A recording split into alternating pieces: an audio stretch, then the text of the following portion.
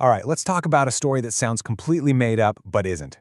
It's about good intentions, some, let's say, creative math, and how the US government ended up becoming the biggest and weirdest cheese hoarder on the planet. So picture this. Deep underground, somewhere beneath the hills of Missouri, there's a cave. But it's not just any cave. It's heavily guarded, climate-controlled, and for a long, long time, it was hiding a massive government secret. Now you're probably thinking, what? Gold? Top-secret weapons? Nope. It was cheese. And we're not talking about a few wheels of cheddar. At its peak, the government's stash grew to 1.4 billion pounds of cheese. Yes, that's billion with a B. This is the story of how a government program accidentally created a cheese monster. A monster it couldn't control, couldn't sell, and couldn't just throw away. Okay, so how on earth does this happen?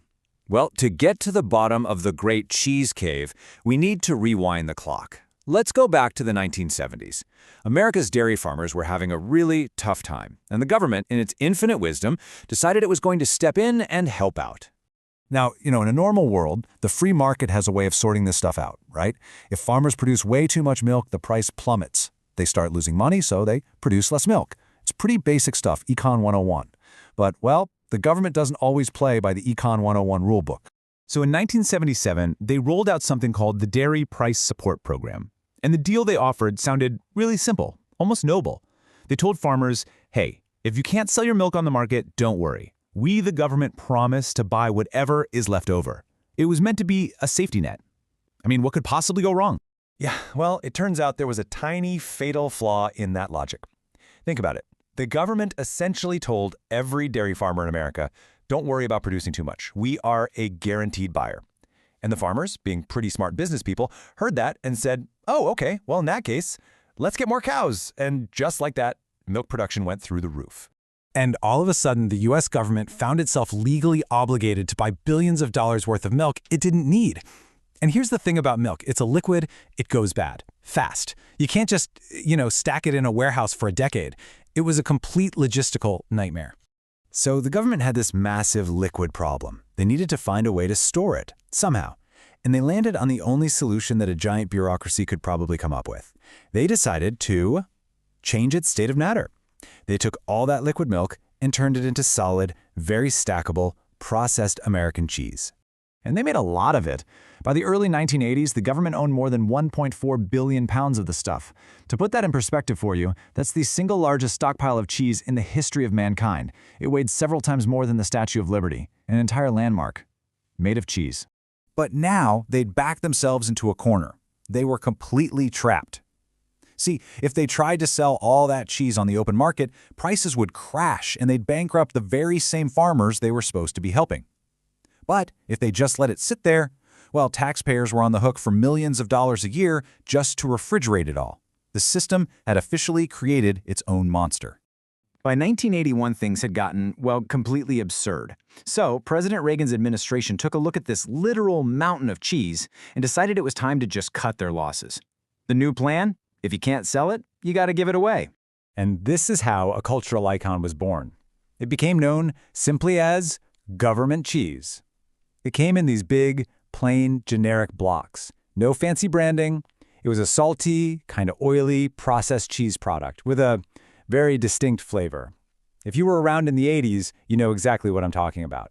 And it had some unique properties. For one thing, it melted in a way that no natural cheese ever would. As one person put it, it didn't separate. It just turned into a warm orange liquid. But for all its weirdness, people swore it made the absolute best grilled cheese sandwiches of all time. So, all through the 80s and on into the 90s, these massive giveaway programs started to slowly chip away at the Great Cheese Mountain. The government also tweaked the subsidy rules, and it seemed to work. By the end of the decade, it looked like the whole crazy era of government cheese hoarding was finally over. So that's it, right? Problem solved? The bureaucracy was finally defeated? Oh no, not even close. Okay, let's fast forward to right now. Because while the names of the government programs have changed, the basic math behind them hasn't. And that bureaucratic beast, it's always hungry. Think about it. Our dairy farmers today are more productive than they have ever been in history. At the exact same time, a lot of Americans are drinking less cow's milk. We're all about almond, oat, and soy milk now. So you have more supply, less demand. But those government safety net programs, yep, they're still on the books. And so, what happens? The exact same thing. The cycle just repeats itself. In 2016, dairy prices were low, so the government stepped in and bought $20 million worth of cheese. They did it again in 2018. And then, during the pandemic, they bought up huge amounts to put in food boxes. The beast, you see, is feeding again. And that's really the big takeaway here. This whole system, it wasn't designed to create a mountain of cheese. It was designed to solve a real problem for real people, to help farmers. But the solution worked a little too well, and pretty soon, the system itself became the problem.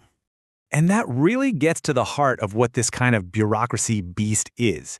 It's not evil, it's not malicious, it's just a system, an impersonal machine that was built to follow a set of rules. And it just keeps stamping approved over and over, even when the warehouse is already overflowing. Which of course leaves us with one final, nagging question. If one well-intentioned farm bill from the 1970s could accidentally create a 1.4 billion pound mountain of cheese, what kind of beast is the bureaucracy quietly creating for us today?